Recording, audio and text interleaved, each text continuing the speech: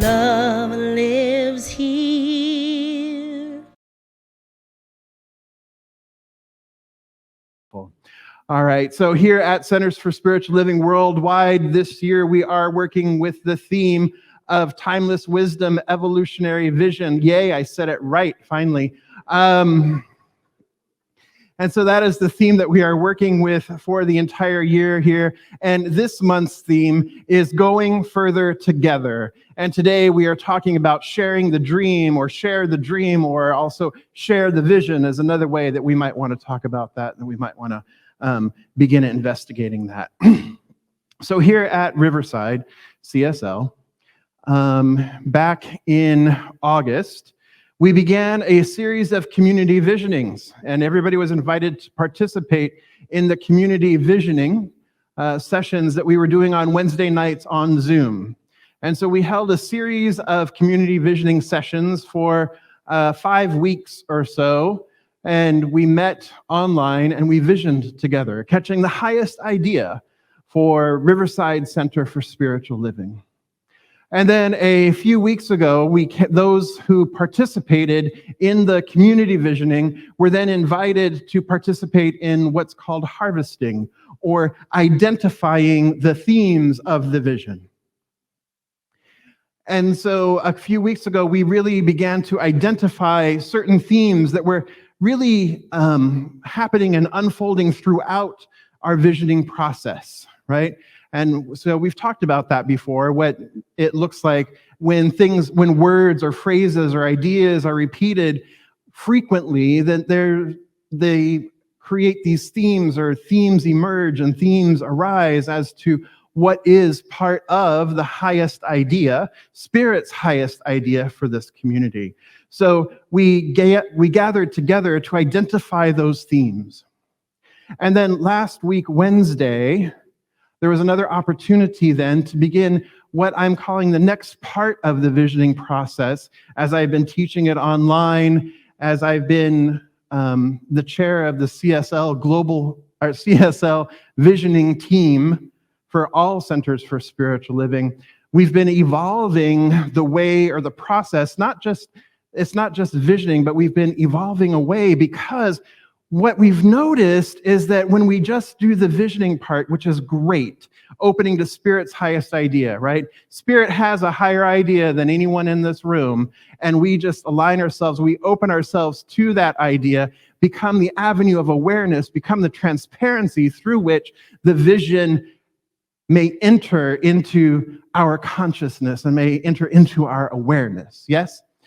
And so what frequently happens then in the past, in many centers, is that, or even in our personal lives, because we can use this idea for a community or a group, or we can use it for ourselves individually, right?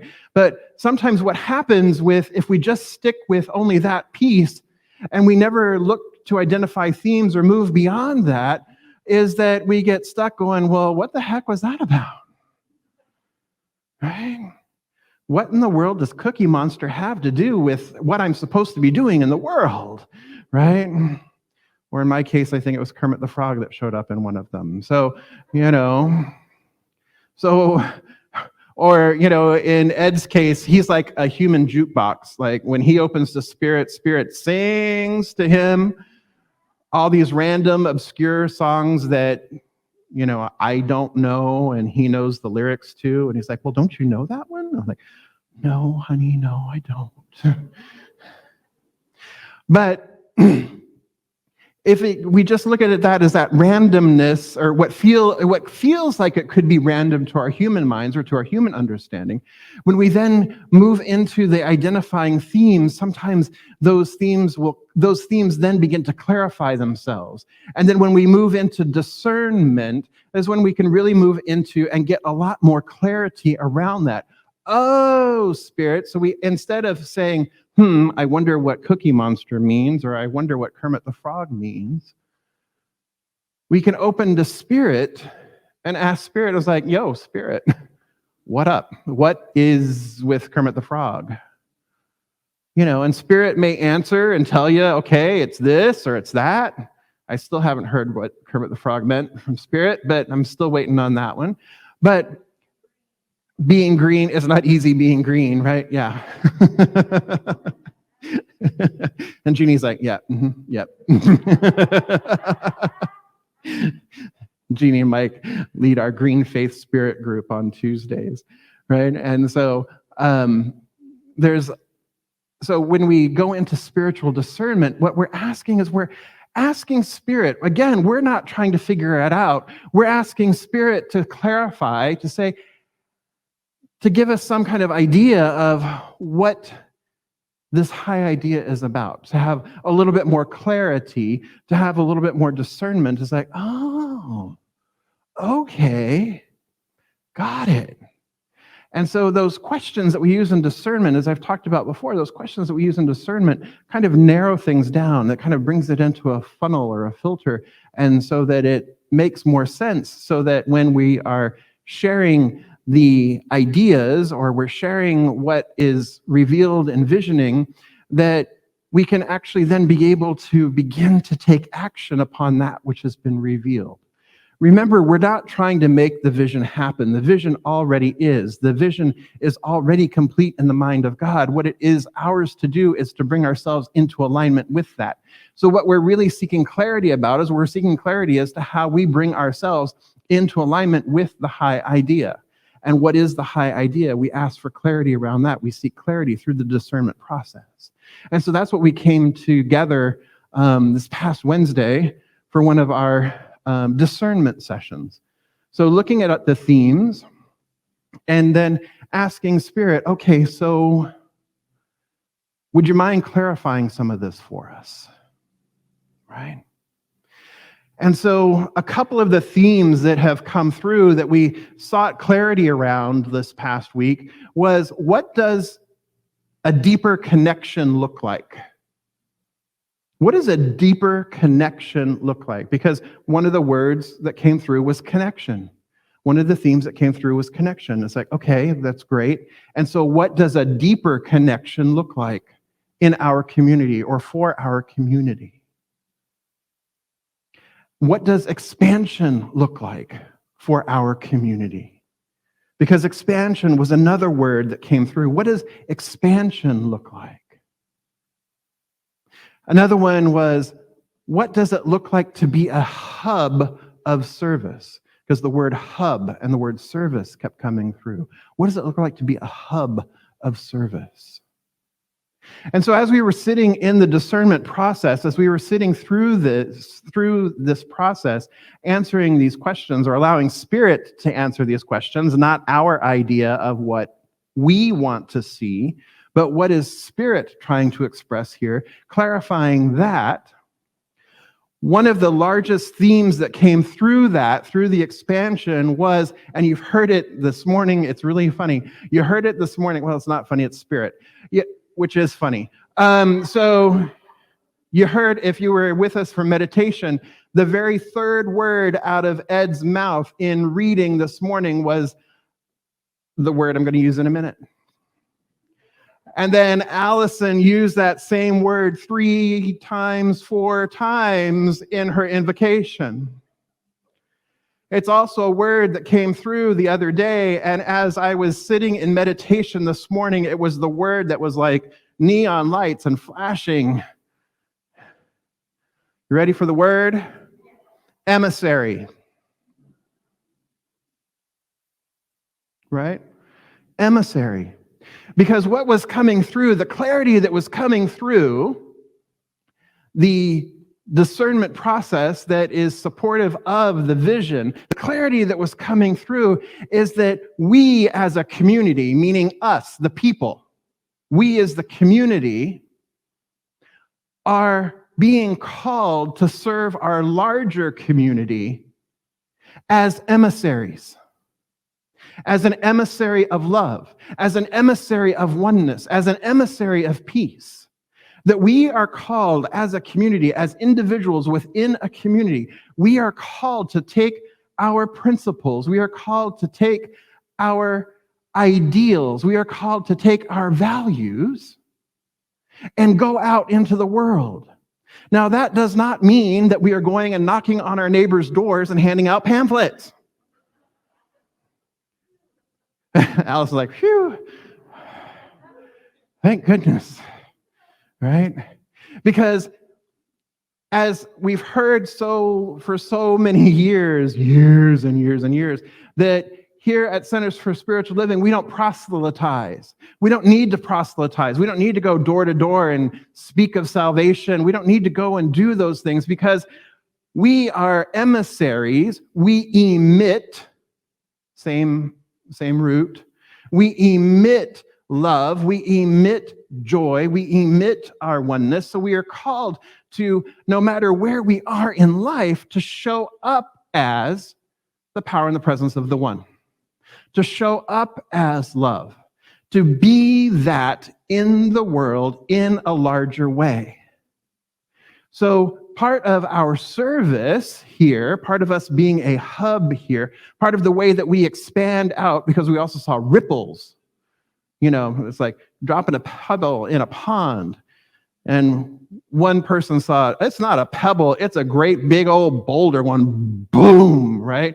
And think of imagining the big splash of a big boulder hitting a pond, right? And what that would do in terms of the splash and the water displacement and then the ripples and how long it would continue to ripple out. That is what we are being called to as a community. To go out into the world individually and collectively and make a difference. To be the difference. So not only are we the architects, because an architect, correct me if I'm wrong, Dinah, an architect plans, right? They draw up the plans. They draw up the blueprints. They figure it all out. They draw it all out. But if we're just the architect, what then? Because we don't get to sit in a building, we don't get to experience edifices if there's not a builder too. If there's not somebody out there building and making it happen and constructing it. So not only are we the architects, we're the construction workers. We're the carpenters, we're the electricians. We are out in the world building the beloved community. Building a world that works for everyone in all of creation. We are to be out in the community building a community that is emboldened to live its highest potential. And how are we called to build it? We're called to build it through that transformative power of love. And what is love? Ernest Holmes defines love as the ever-givingness of spirit. That means spirit withholds absolutely nothing. Spirit is constantly giving. It is giving and giving and giving. It withholds nothing. So if we are to be the emissaries of love, then we are called to be the emissaries of an ever-givingness. We are called to be an emissaries of service, of spirit, of moving into the world and sharing our gifts, sharing our love, sharing our light, sharing our oneness. Yes? Right? And so when we have a shared vision, when we have a shared dream, then just like we were talking about last week, we have shared as a community, part of being in a community, common unity, a oneness. Part of being in a community of people is that we have shared values, we have shared ideas, we have shared ideals, we have a shared vision, we have a shared purpose, we have shared action. So having a shared vision or sharing the vision is an invitation to share it more broadly. And we do so through our sacred service. We do so through our sacred service here in this community, serving one another, lifting each other up, supporting one another, supporting the work that we can do as a community. And we also are called to do that by serving out in the greater world. So there's lots of ideas that have come through about how we might be able to be of service to the larger community. And some of them are very ambitious, which is great. And what I also know, having lived in Riverside now for 3.5 years and being out and involved in the community and involved in community organizing events and different things, is that there is a tendency in our larger community in Riverside to want to create something because we see a void, and so we think we need to create something, and then there's a lot of heavy lifting that has to happen in order to create something in the larger community.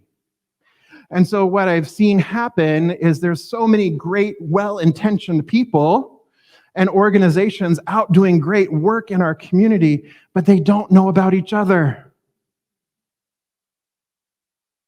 They don't know about each other. And so we have this opportunity, rather than thinking like, okay, we need to create a program to do something, like, okay, for one of the ones that came through, that we need to create a program to feed our homeless neighbors, that we need to create a program. Here at Riverside, we need to create a program to be able to feed our neighbors experiencing homelessness.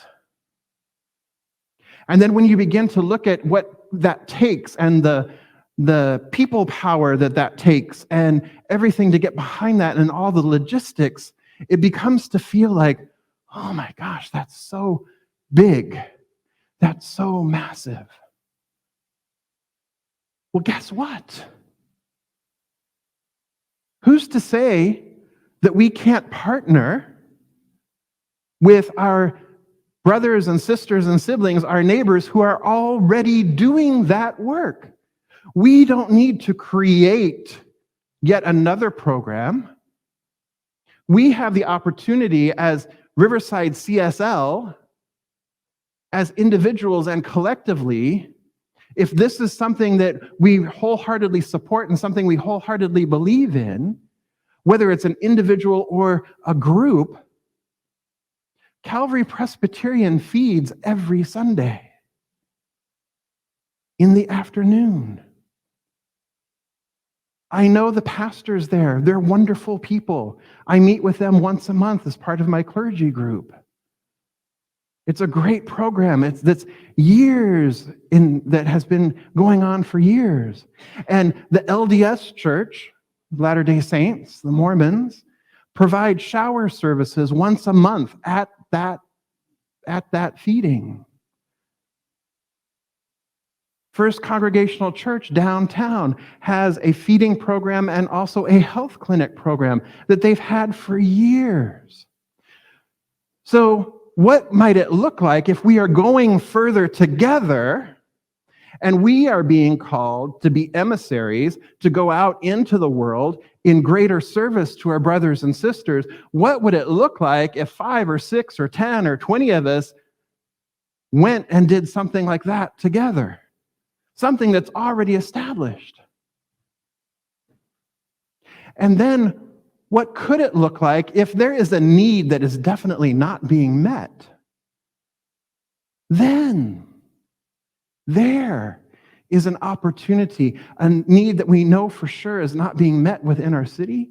Then there is an opportunity for us to step in possibly and to create, and then to invite others in with us, to join in with us and move out into the world that way together. We don't need to create something that's already existing. We can support it. We can share our time and our talent. We can share our calling. We can share our passion, and we can show up. That's sharing a larger vision. That is going further together.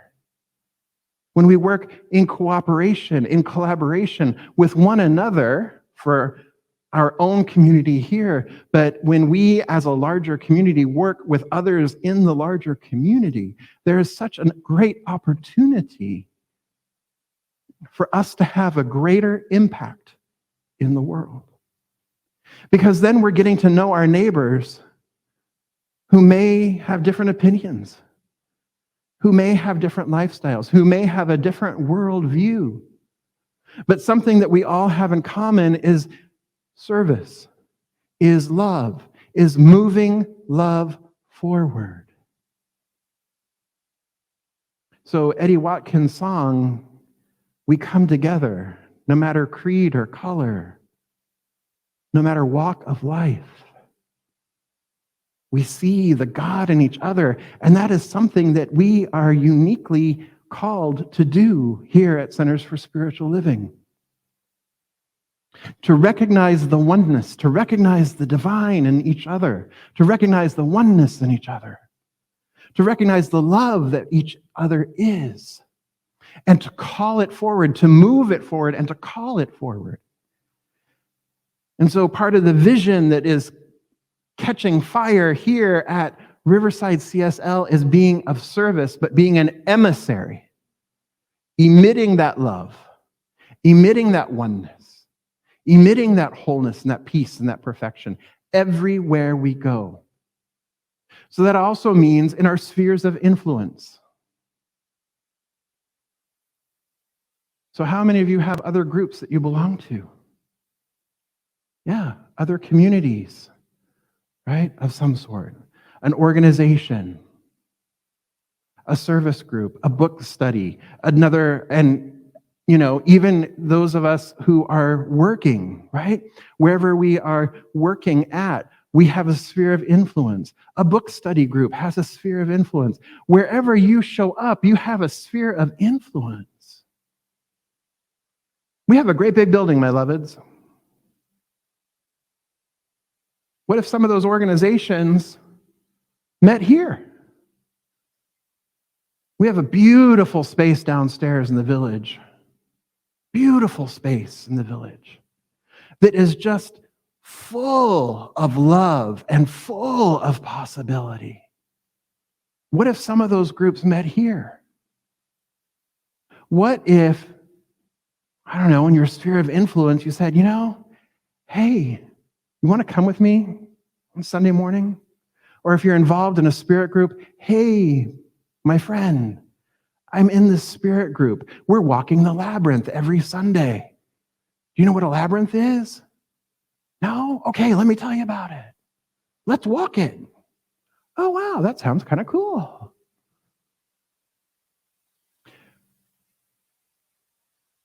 We can't ripple out if we're not willing to make a splash.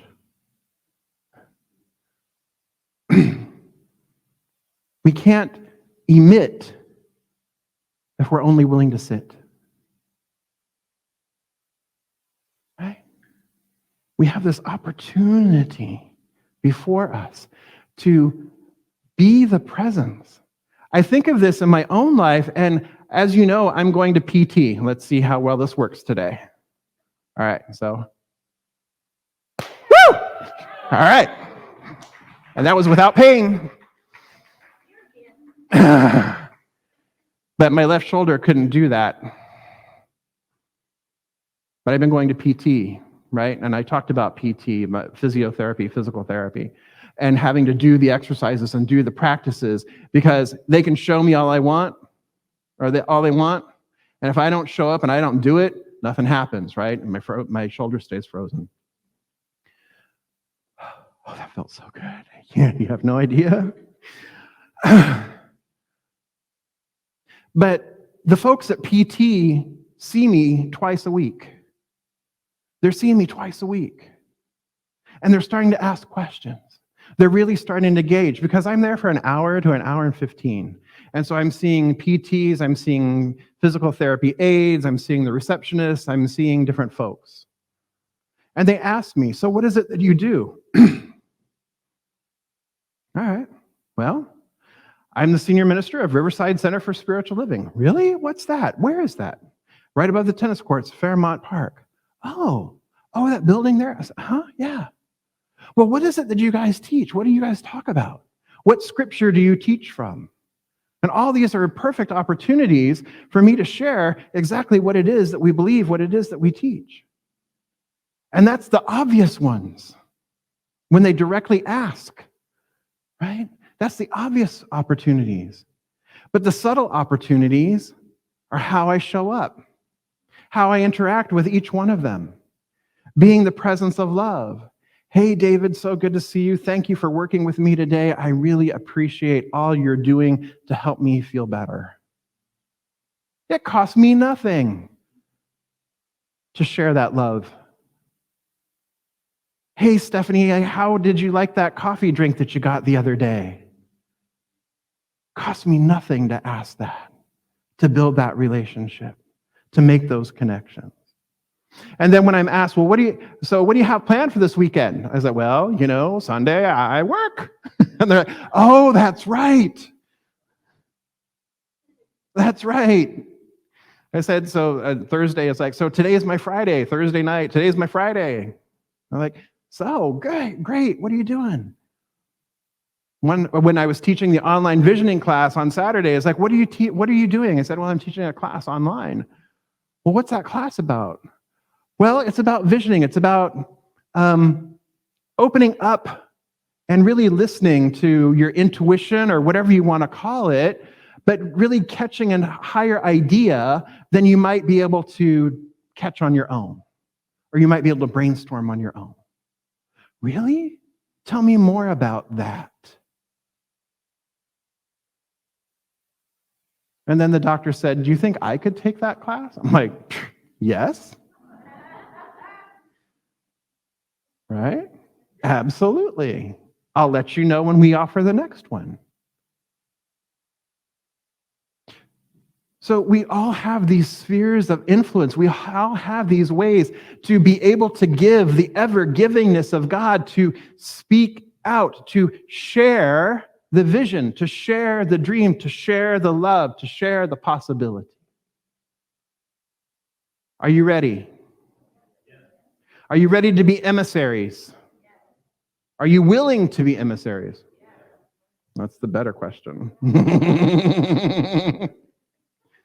Are you willing to be emissaries? Yes. Okay. Then that is your charge this week. Go out and emit love. Not like an onion emits an odor, but emit love.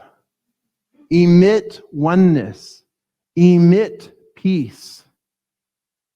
Emit joy. Emit the divine truth that is within you. And in that way, we move love forward, we expand, we serve, and we begin to really fulfill the vision that is being revealed here at Center for Spiritual Living, Riverside Center for Spiritual Living. It's up to us. We're the community. We are the ones who've been called. The vision is for here. The vision is for us, for each of us. And it's incumbent upon us to share it broadly and widely and make a big splash. And so it is. Whew. So I invite our practitioners to please stand and surround the sanctuary. And I invite our core council to join them, members of our core council to join them. We had a gaggle of practitioners over here. I don't know what, we'll have to figure out what a group of practitioners is. A posse of practitioners. There we go. A spiritual posse of practitioners. There we go. All right, so come on in, Ken. Yeah, absolutely. All right, so let's just come together in consciousness. If you are comfortable, I invite you just to turn within and close your eyes and allow the power and the presence of this one spirit, the one life, to inhabit, to express, to share, to be present right where you are. Because it is all that there is. There is only just this one life, this one power, this one presence, this one love, this one intelligence that is not only the architect of the universe, but it is the builder of the universe. It is the constructor of the universe. And it maintains and sustains its beloved creation through the power of the word spoken upon the waters, spoken upon consciousness. It withholds nothing. It is forever giving of itself. It is the ever givingness of itself, to itself, through itself, as itself. And this is one of the ways that we define love, that we define God. But God is not finite. Spirit is not finite. Spirit is infinite. It is eternal. And it is forever expressing, forever moving forward, forever moving itself forward, forever evolving and expanding. There is no contraction in the divine. There is just the wholeness and the perfection ever and evermore. And so I recognize that I am one with that. The very essence of who I am is the divine made manifest. It is spirit in action. It is spirit in form. I am inspired. I am one with the one there, and therefore I know that because there is only this one, this oneness, there is no otherness, there is only this oneness, that this is true of all of life, of all of creation, of everyone present here today, whoever hears these words, whoever experiences or touches Riverside Center for Spiritual Living or the larger community. It's true for all of life. It's true for the entire universe and beyond. There is just this one. And so I speak my word here and now for this beloved community. Riverside Center for Spiritual Living. The community, the people that we are part of, that we have said yes to, that we have chosen to associate with, that we have chosen to interact with, that we have chosen to actively love, that we have chosen to actively see one another as the divine presence, to recognize our oneness. I speak my word for this beloved community, for we are the architects of this community. And we are the builders of this community. We are willing to step forth, to take action upon that which has been revealed through spirit, through the high vision, that which has been revealed through spiritual discernment. We are willing to take action, and we take action now. Guided by spirit, governed by spirit, guarded from any idea or any thoughts that we may have that there could be any failure or any lack of success. Success is guaranteed. Spirit knows no failure. Spirit knows no other. Spirit only knows itself as love, as wholeness, as peace, as oneness. And so that is what I know and affirm for each one of us, that the divine mind is only one mind, so that our mind is one with the divine mind. Our hands are the hands of the divine. Our feet are the feet of the divine. Our hearts beat with the love of the divine. The air that we breathe is the breath of the divine. And so we emanate and we emit this love. We emit this oneness. We emit this presence. And just as I was standing here earlier with that light shining down from outside, each of us glows with love. Each of us glows with oneness. And we share it joyously, willingly, unreservedly. And we do good work. We have a shared vision. And Spirit, makes that vision happen. So we just align with that now.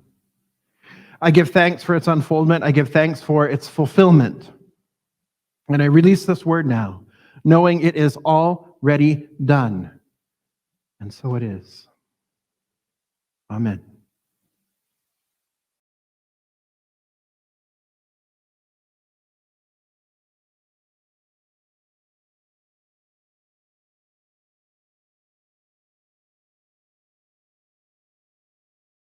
Love